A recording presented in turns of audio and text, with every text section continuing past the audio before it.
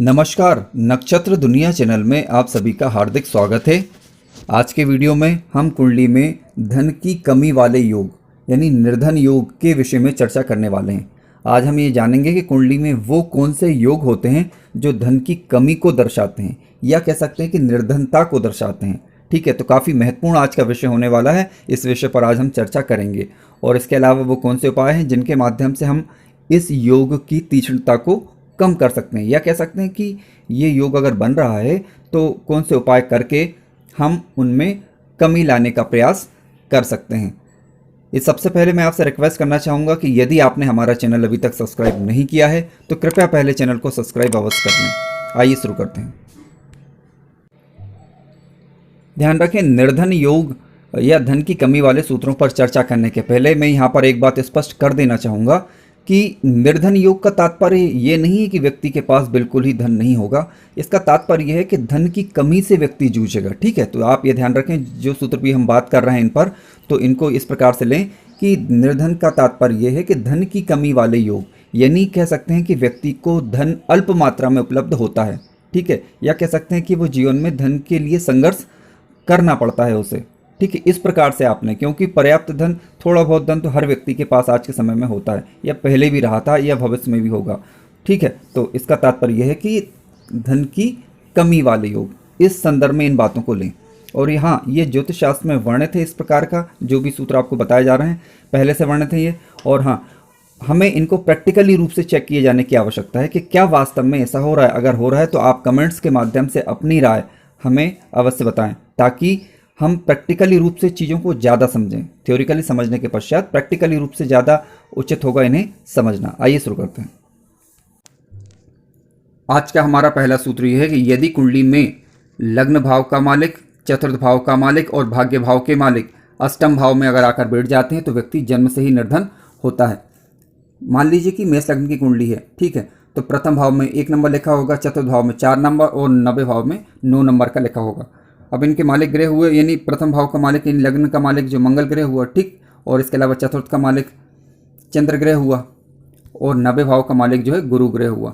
ठीक है, यदि ये तीनों ग्रह अष्टम भाव में अगर आकर बैठ जाते हैं, ठीक है, अब आपकी कुंडली देख लीजिए जिसमें जो भी अलग अलग लग्नें होंगी तो उनके हिसाब से पहला फर्स्ट हाउस, फोर्थ हाउस और नाइन्थ हाउस के जो मालिक ग्रह हैं, अगर वो 8th हाउस में आकर तीनों के तीनों बैठ जाते हैं तो व्यक्ति जन्म से निर्धन होता है।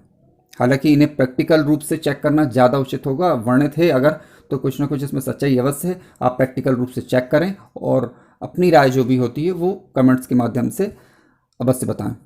आइए अब अन्य बात पर विचार करते हैं। निर्धन योग से संबंधित ज्योतिष का आज का हमारा अगला सूत्र यह है कि यदि कुंडली में धन भाव का मालिक 12वें भाव में जाकर बैठ जाए और 12वें भाव का मालिक लग्न में आकर बैठ जाए और इनको कोई मारक ग्रह देखता हो, यानी तीनों बातें अप्लाई होनी चाहिए। कौन सी?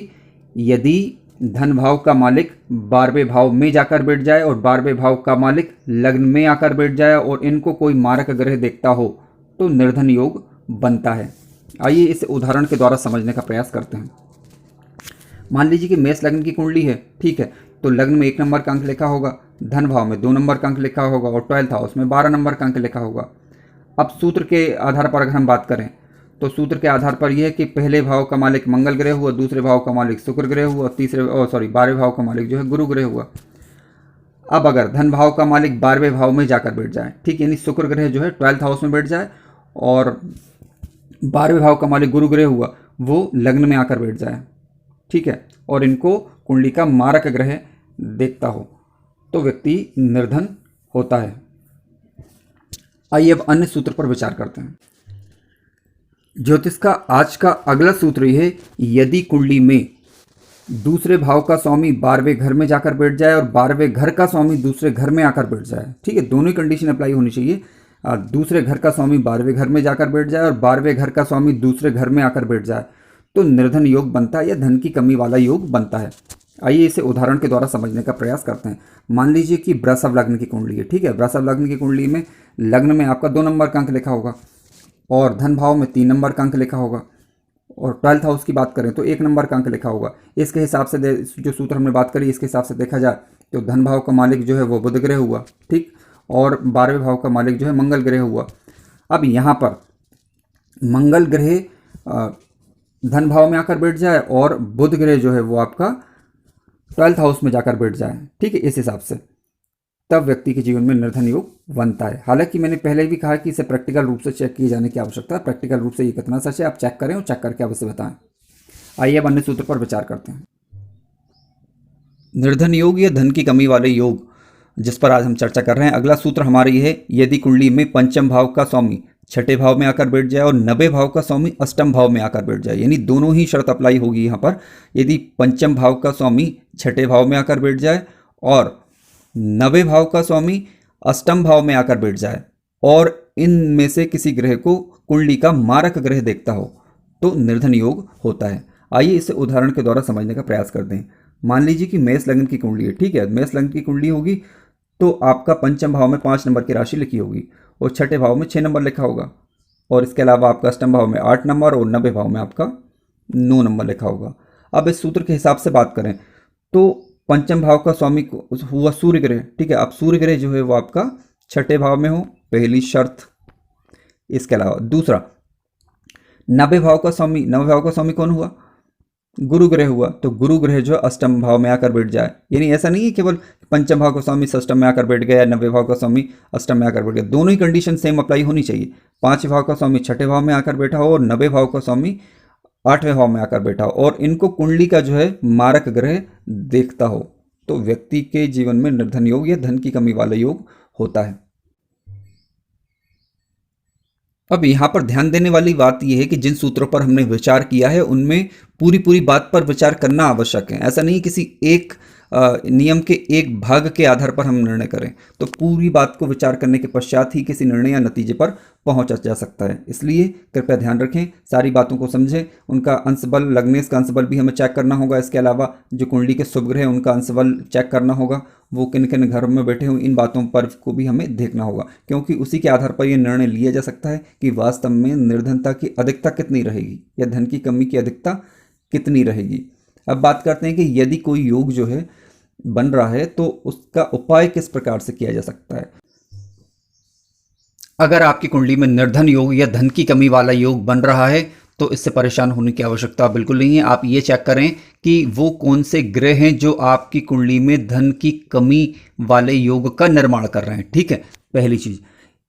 तो अगर आप ये पहचान जाएंगे कि अगर जो ग्रह है वो आपकी कुंडली में निर्धन योग को निर्माण कर रहा है तो आप उस ग्रह से संबंधित जब उपाय करेंगे तो उसमें काफ़ी हद तक कमी लाई जा सकती है। मैं नहीं बोलूँगा पूरी तरीके से समाप्त हो जाएगा, काफ़ी हद तक उसमें कमी आ जाएगी। तो करना क्या है इसके लिए, आपको जब उस ग्रह की दशा, अंतरदशा या महादशा चल रही हो, उन दो जो भी निर्धन योग बना रहे हैं उन ग्रहों में जिसकी भी महादशा या अंतरदशा या प्रत्यंतरदशा चल रही है, उस दौरान विशेष रूप से आप उन ग्रहों के बीज मंत्र के द्वारा या फिर उन ग्रहों के वैदिक मंत्र के द्वारा, ठीक है, आप उसमें कमी ला सकते हैं। इसके अलावा उस ग्रह के जो इष्ट देव हैं, जैसे मान लीजिए सूर्य का इष्ट देव सूर्य ग्रह या भगवान विष्णु, आप इनकी उपासना करेंगे तब भी इसमें काफ़ी हद तक कमी लाई सकती है। मान लीजिए सूर्य ग्रह हुआ तो आप इसके लिए सूर्य को देव को अर्घ भी दे सकते हैं। बुध ग्रह से संबंधित अगर समस्या है तो मान लीजिए बुध के लिए भगवान गणेश जी, इनकी आप उपासना आराधना कर सकते हैं या फिर बुध के बीज मंत्र का जप कर सकते हैं या बुध के वैदिक मंत्र का जप कर सकते हैं। यानी केवल ये उदाहरण स्वरूप में बता रहा हूँ, आप देख लीजिए जो भी ग्रह इस प्रकार के योगों का निर्माण करें उन ग्रहों से संबंधित बीज मंत्र या वैदिक मंत्र या फिर उन ग्रहों के जो इष्ट हैं आप उनकी उपासना करके इसमें काफ़ी हद तक कमी ला सकते हैं, ऐसा विश्वास है। इसके अलावा लग्न को अवश्य मजबूत करें, क्योंकि किसी भी दशा, अंतरदशा या कह सकते हैं योग या दुर्योग का लाभ या हानि आपको मिलता है और आपका जो मुख्य ग्रह है वो लग्नेश होता है, ठीक है। तो आप लग्नेश को बल देने का प्रयास करें। आशा करता हूं कि आप दी गई जानकारियों से लाभान्वित अवश्य होंगे। अगर आपको कार्यक्रम अच्छा लगा है तो कृपया चैनल को सब्सक्राइब अवश्य करें, लाइक करें, शेयर करें और अपने विचार कमेंट्स के माध्यम से अवश्य बताएं।